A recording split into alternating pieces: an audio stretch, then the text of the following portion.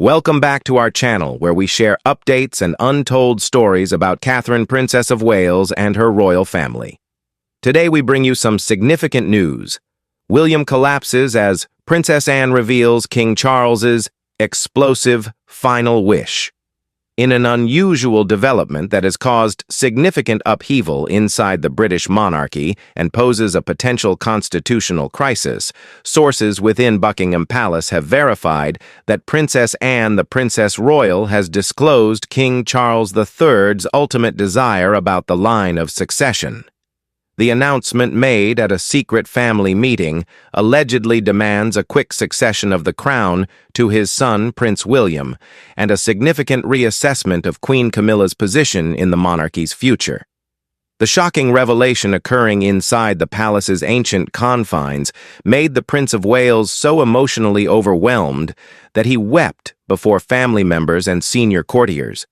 The situation, characterized by an insider as utterly devastating, has dismantled the meticulously cultivated facade of stability that the palace has shown since the announcement of the king's sickness. The anticipated serious and controlled family briefing on the king's declining health devolved into a time of unrestrained crisis.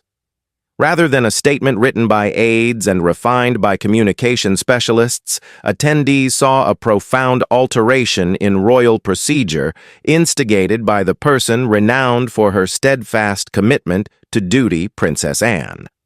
Her statements embodying a solemn commitment to her brother have revealed a significant schism within the royal family and have also placed the monarchy's future in a precarious and ambiguous position.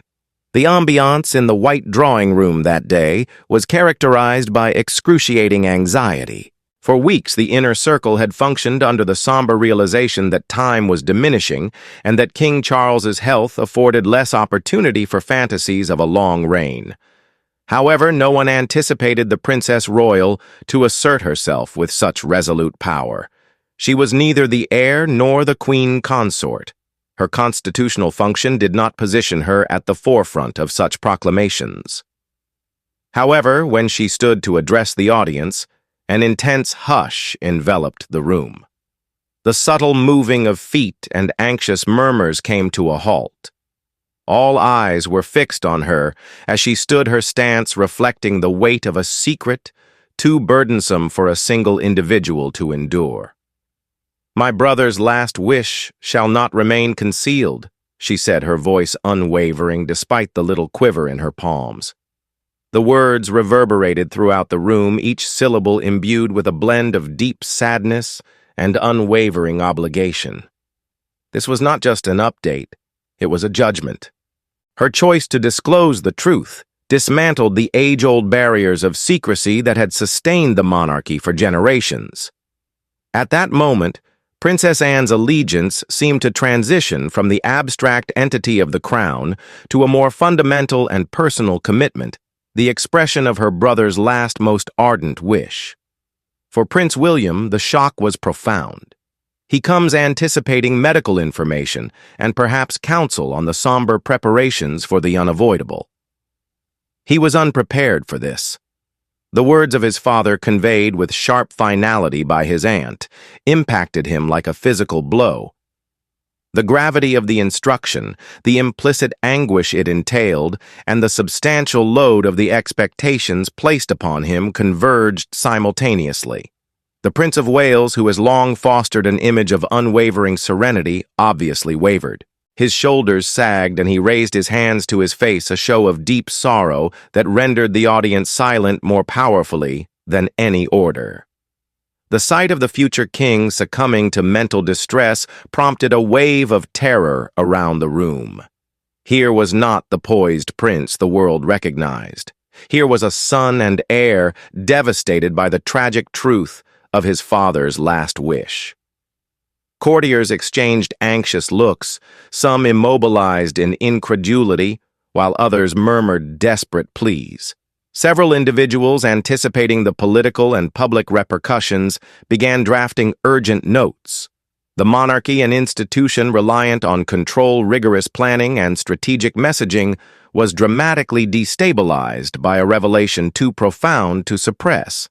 A lifetime of routine could not protect them from the impact of those remarks. Simultaneously, just beyond the royal gates, a media frenzy was commencing. Journalists, royal reporters, and photographers maintained an anxious watch, their intuition indicating that a significant event was transpiring inside. Although no formal announcement had been made to the public, the anxiety emanating from the palace was palpable. Rumors commenced, an unprecedented statement had been made, one that would eventually transform the whole royal story. Princess Anne, meanwhile, remained unaffected by the turmoil she had caused. She had borne this load in solitude, and by following her brother's demand, she saw that she had provoked a tempest. However, there was no possibility of retreat. Her duty was now certain, not as an observer, but as the custodian and enforcer of the king's reality. What precisely was this ultimate desire? What was it about this reveal that so affected Prince William? To comprehend, one must examine the king's personal tribulations and the entrenched familial discord that culminated at this critical juncture, the isolation of a monarch and the confidence of a sibling. Within the opulent confines of Windsor and Buckingham Palace, King Charles has been engaged in a dual conflict. The first battle against his disease was a private conflict, fought with the assistance of the most renowned medical experts. The second, however, was a far more isolated conflict, a confrontation with his conscience, his legacy, and the burden of choices made throughout his life. To the globe, he epitomized stoic serenity, symbolizing continuity amid terrible uncertainty. However, inside the secluded confines of Windsor Castle, when the din of public obligation diminished, the king's anguish was evident to the select few let into his private quarters. His bodily strength diminished, although it was his soul that endured the heaviest load. For years, rumors circulated in the royal halls of the king's private apprehensions. Subtle alterations, covertly concealed from public scrutiny, became apparent to those aware of where to observe insomnia, abrupt instances of exhaustion during public appearances, and a tacit retreat from specific responsibilities indicated that his rule was not the epitome of steadfast stability the palace portrayed. What most disturbed his closest confidants was not his seeming fragility, but the intensity of his inner distress. Charles always grappled with the issue of his legacy. Will he be seen as a transitional king, only serving as a conduit between the historic reign of his mother, Queen Elizabeth II, and the forthcoming reign of his son, William? Could he, in the remaining time, influence the monarchy's survival at what he saw as its most arduous period? He progressively retreated into a condition of contemplative solitude. At Windsor, where the nocturnal atmosphere envelops the old stone, he would spend extended periods in solitude, gazing into the darkness, as if in pursuit of answers that only history could provide. Courtiers spoke of his nocturnal contemplations, instances when even the most devoted attendants refrained from interruption. During those alone hours, he was neither a king nor a ruler, but a man beset with remorse and trepidation. However, there was one individual capable of penetrating the barriers of his isolation. Princess Anne, his sister and unwavering confidant during years of royal turmoil, was the only person he trusted to receive the unvarnished truth. While others, including his spouse and successor, were distanced by the constraints of their positions, Anne was called to his side. In hushed dialogues that extended into the night, Charles revealed his uncertainties, anxieties, and concealed aspirations. He articulated the excruciating tension between the family he loved and the institution that he was committed to safeguard. He admitted his distress about decisions that had inflicted profound wounds on people closest to him. He pondered with increasing concern if there remained an opportunity to rectify the situation. Anne attentively listened. She advised not with the frigid detachment of a political consultant, but with the steadfast devotion of a sister who comprehended that her brother's spirit was ensnared between two realms, the individual longing for personal tranquility and the sovereign constrained by a lifetime of sacrifice. During these discussions, he disclosed what he refrained from expressing to others. Occasionally, it manifested in fragments an incomplete statement, a profound sigh, a stare that lingered excessively on a photo of his mother. However, at times when the burden grew too onerous, he transcribed his ideas onto paper. In discreet notes and letters concealed from inquisitive gazes, he started documenting his ultimate intentions, phrases that have the potential to destabilize the fundamental foundations of the monarchy. The letters, while unadorned in structure, were profoundly impactful in their substance. Each line inscribed in his unique, intricate script was a communication intended not for the public parliament, or even directly for Queen Camilla or Prince William, but just for Anne. He selected her not for her constitutional authority, but because he recognized she would convey his message without distortion or ulterior motives. She was the only custodian of his last utterances, constrained by a fidelity that was beyond designations and formalities. This link, established during a shared royal upbringing, rendered her the only viable custodian of such a volatile secret. While other family members engaged in disputes or sought personal goals, Anne remained resolute, her loyalty to her brother unyielding. This made her distinctive to Charles. He understood that whatever confidences he shared with her would not be used in the palace's internal power dynamics. In her, he discovered what eluded him in others, a stillness devoid of judgment and a presence that imposed no demands. In his deteriorating condition, unsure of the time left, he entrusted her with a sealed memo carrying his ultimate, unvarnished directive. This letter was not presented to Camilla, nor disclosed to William, nor alluded to by his highest-ranking aides. Only Anne had it, bearing it as if it were a source of flame, aware that its contents might incite a conflagration that would engulf them all. The burden of this obligation was substantial. To traverse passageways rife with conjecture, to occupy spaces where judgments were made, devoid of factual understanding, to listen to William articulate his preparations for kingship while being aware that his father anticipated another more imminent timeline, this constituted Anne's unvoiced torment. Charles's directive to her was unequivocal, spoken with the gravity of a man confronting his own demise. "Do not allow my last wish to be interred with me. When the moment arrives, you must be the one to articulate it." Those words ensnared her, allowing no possibility of withdrawal. Thus, when the time arrived, she shattered her silence not from ambition, but from an unwavering obligation to her brother. The desire that shattered a prince and infuriated a queen. As Princess Anne's voice, quavering but determined, conveyed the king's message, the truth descended with the impact of a wrecking ball. The king's ultimate desire did not pertain to titles, assets, or trivial modifications to royal responsibilities. The focus was on the crown itself. A momentary oppressive silence enveloped the gathering as the significance of her words resonated. Charles's last directive was a dual-faceted mandate that would completely disrupt the monarchy. The king in his last commands explicitly said that he did not want for Queen Camilla to be commemorated as queen in historical records.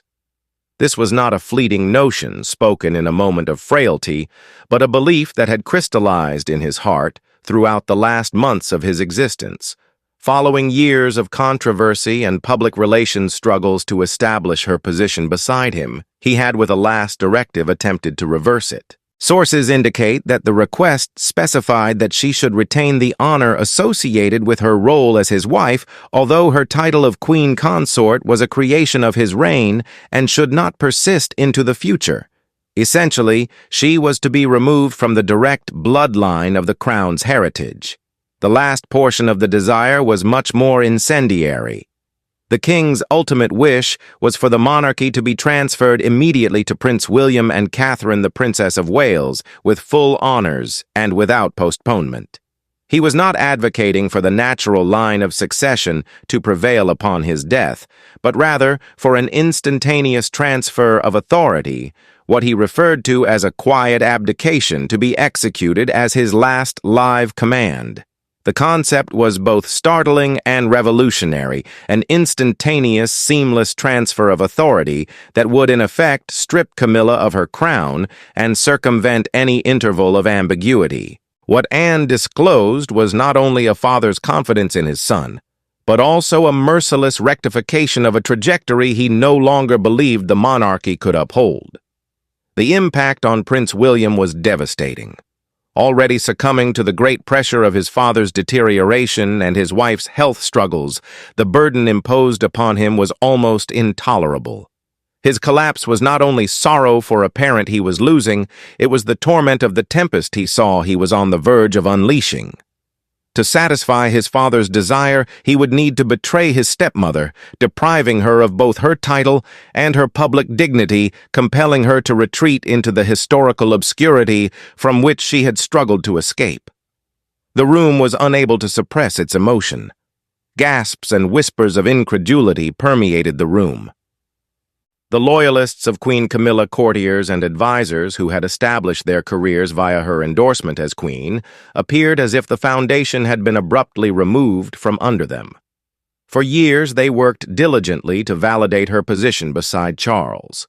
At this moment, a single discovery jeopardized the whole structure.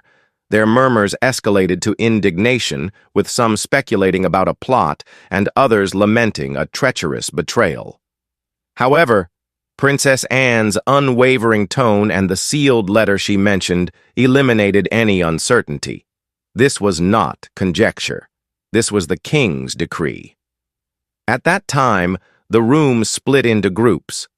A faction long convinced that William and Catherine epitomized the monarchy's most promising chance for survival remained mute in solidarity, their gaze affixed on the grieving prince as if urging him to stand. Camilla's supporters seethed with hardly contained wrath. For Queen Camilla, the disclosure was not only a betrayal, but also a public annihilation of her royal identity. The lady who had suffered decades of derision before being appointed queen consort momentarily stood still, her amazement swiftly transforming into unrestrained fury. "This cannot be true," she allegedly said, her tone piercing the startled quiet. She said that Anne distorted the king's comments using the desires of a dying man to align with her own long-standing objections. For Camilla, this was a personal murder executed by a sister-in-law who had always maintained a distant and formal demeanor. Anne, meanwhile, remained resolute. "I shall never betray my brother's trust," she said, her statement conveyed with an unequivocal finality that permitted no dissent. The animosity between the two ladies charged the atmosphere, a conflict of truth and denial, obligation and arrogance. At the center of it all stood William, fragmented. Honoring his father included acknowledging the reality that Anne bore. Submitting to Camilla's wrath preserved a tenuous peace at the expense of his father's last desire. His heart was divided, his body quaking beneath the burden of two irreconcilable commitments. Catherine, the Princess of Wales, stood behind him in silence, her inner struggle palpable. She had seen her husband disintegrate, her sister-in-law challenge a queen, and the monarchy she had entered into falter on the verge of dissolution. Her eyes, imbued with a blend of melancholy and resolve, communicated a tacit commitment to assist her husband, irrespective of the consequences. The disclosure. The controversy and a nation in turmoil. Secrets of this significance seldom stay confined behind royal walls. Shortly thereafter, the tranquility was disrupted by an enigmatic leak, and the king's last desire was divulged to an insatiable press. The narrative spread rapidly, provoking astonishment and incredulity across the country. By sunrise the next morning, the tabloids had acquired their target. Front pages blared with headlines of treachery. "King's final wish eradicate Camilla," proclaimed one. "William must reign now," said another in strong, unyielding writing. Broadsheets adopted a more measured, although equally serious tone, referring to a constitutional crisis and an unprecedented challenge to the succession. Television news stations intensified their coverage with royal commentators and constitutional experts, analyzing every word of the leak. Radio phone-ins resonated with a polarized population. A private family issue had transformed into a national concern, and the populace was insatiable in their want for more information. The public response was swift and intense. A profound wave of compassion emerged for Prince William. He was seen not only as a mourning son, but as a man of fate, compelled into his duty under profoundly terrible circumstances. The intimate stories of his emotional breakdown elicited profound empathy among the British populace. The compassion provoked a revival of long-standing grievances aimed against Camilla. She became the focal point of popular ire, seen as the impediment to the ailing king's last sincere wish. Modest but vociferous assemblies began to congregate outside Buckingham Palace and Clarence House, with some individuals brandishing signs inscribed with "Honor his wish," while others sang William's name as though he were already their monarch. The political pressure intensified with similar intensity. The Prime Minister's office, taken by surprise, issued a succinct "no comment," while top officials sought clarification from the palace, cautioning that ambiguity at the core of the state jeopardized national stability. Members of Parliament began candid discussions inside the chambers of Westminster, imploring the Crown to provide a conclusive pronouncement prior to the crisis of confidence being irrevocable. Within the palace, aides hurried in a state of measured turmoil. Teams of advisors composed and revised comments, eager to mitigate the controversy, although every effort proved unsuccessful. With each meticulously crafted denial of a family rift, a subsequent more comprehensive leak would surface, substantiating the volatile essence of the king's desire. The apparatus of royal confidentiality, once the monarchy's most formidable defense, was dismantled. The monarchy had arrived at an irreversible juncture. The inquiry shifted from a peaceful transition to a challenge of its fundamental existence. At the core of the situation was William, a man torn between allegiance to his father's authority and the wrath of a stepmother intent on asserting her presence. The conclusive epistle, a father's ultimate directive to his son. Just as William thought the strain could not escalate further, another complication sprang from the core of the palace. Concealed inside the king's secret desk at Windsor, a location accessible to only a select few, was a last letter. It was directed just at William. For many days, rumors had spread that Charles had bequeathed something beyond mere words to Anne. Upon the Princess Royal's appearance before her nephew clutching an envelope sealed with the king's personal crest, the veracity of the stories became undeniable. Anne positioned the letter right into William's quivering palms. The weight she bore was now being transferred to the individual who could no longer evade it. William gazed at the envelope as if it were ablaze. Breaking the seal meant facing his fate directly. With trembling fingers, he ripped it open. The penmanship was clearly his father's. The utterances were not the soothing reflections of a tranquil man, but the incisive, authoritative directives of a monarch safeguarding his legacy. "My dearest William," it started. "If you are perusing this, then Anne has fulfilled my request. The period for indecision has concluded. Advance immediately before it becomes too late." With such succinct statements, Charles eliminated any uncertainty. His desire was not just for William to someday inherit the crown, it was for him to assume it immediately. As William continued reading, the sentences became more burdensome, each serving as a monument to his father's profound anxieties for the institution he directed. "The crown cannot endure division," Charles said. "It needs a focused goal and a clear trajectory that the populace can trust. The route pertains to you and Catherine. Refrain from allowing emotions or prior experiences to obscure your discernment. The future is your responsibility today." Each line was a dagger dismantling any residual comfort and replacing it with the unyielding burden of duty. Tears brimmed in William's eyes once again, although this time they were intertwined with an unfamiliar, burgeoning determination. The letter was devastating, but it offered a clarity he had not before experienced. His father selected him. The route was now established. His father's last directive was no longer a matter for discussion. It was a duty to be executed. The period of concealment is concluded. The moment of accountability has come. A reconstructed monarchy. The reckoning and the path forward. The king's ultimate desire, now validated in his own handwriting, has initiated a royal reckoning that will transform the British monarchy for decades to come. This has transcended a familial dispute. It now concerns the very existence of the crown. For Prince William, advancing is no longer an option. The load rests heavily upon him, but it encompasses the blessing of his father's undeniable legitimacy. He is not usurping authority. He is executing a holy obligation. Princess Anne stands by him. Her function evolved from messenger to his staunchest friend. Her steadfast determination has served as a shield for William, a perpetual reminder of the vow she made to her brother.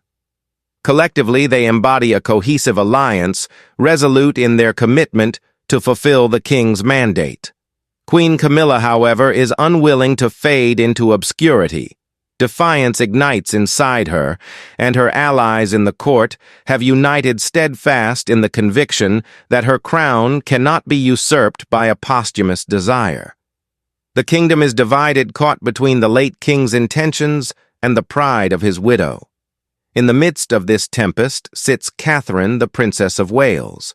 Her serene elegance and unwavering support for William have made her a beacon of hope and stability for many others. The people perceive in her the compassion and continuity essential for the monarchy's survival. The House of Windsor is now a fractured entity, progressing towards an unavoidable and distressing conclusion. The king's last utterances have initiated an irreversible sequence of events.